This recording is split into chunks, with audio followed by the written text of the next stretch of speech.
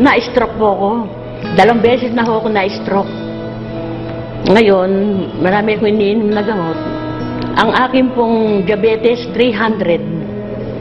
Tapos, ang aking high blood, 170, 180, over 100 ang presyon ko.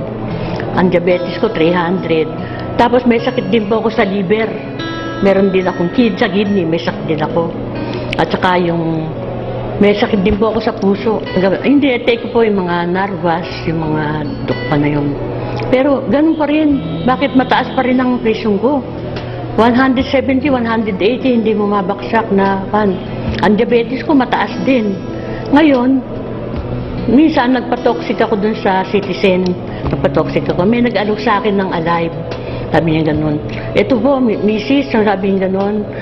Mabuti po ito sa mga na-stroke, tsaka magaling po itong Alive na ito. O sige, kukunin ko niya. Magaling ba yan? Sabi niya ganun.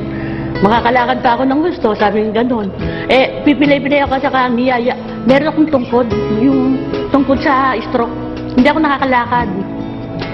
Tinatake kong once before breakfast, 30 minutes before breakfast.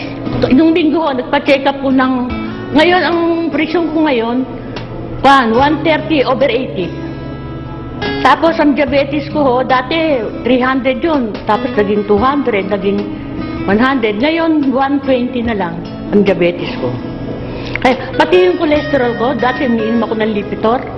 Ang mahal-mahal ng Lipitor, 60 pesos ang isa. Ininom ko yun ng isang buwan. Ganun pa rin ang aking diabetes. Pero nung nag-take ako ng Alive, ngayon, 110 na lang yung aking cholesterol, bumaba. Ganda nga eh. At saka ho, yung Alive, napapansin ko ho, hindi ako nag-aalmusal. Magsisimba ako, hindi ako ginugutom. Sabi ko, ba't ako nagugutom dito?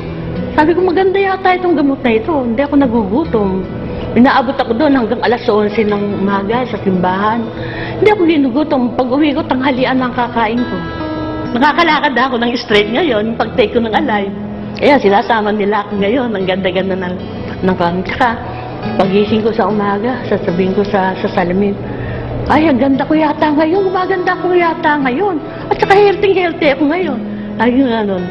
At saka marami nagsasabi sa akin, punta ako sa simbahan, ang ganda mo ngayon, Christy. Alive! Alive! Sabi ko, alive ito, alive.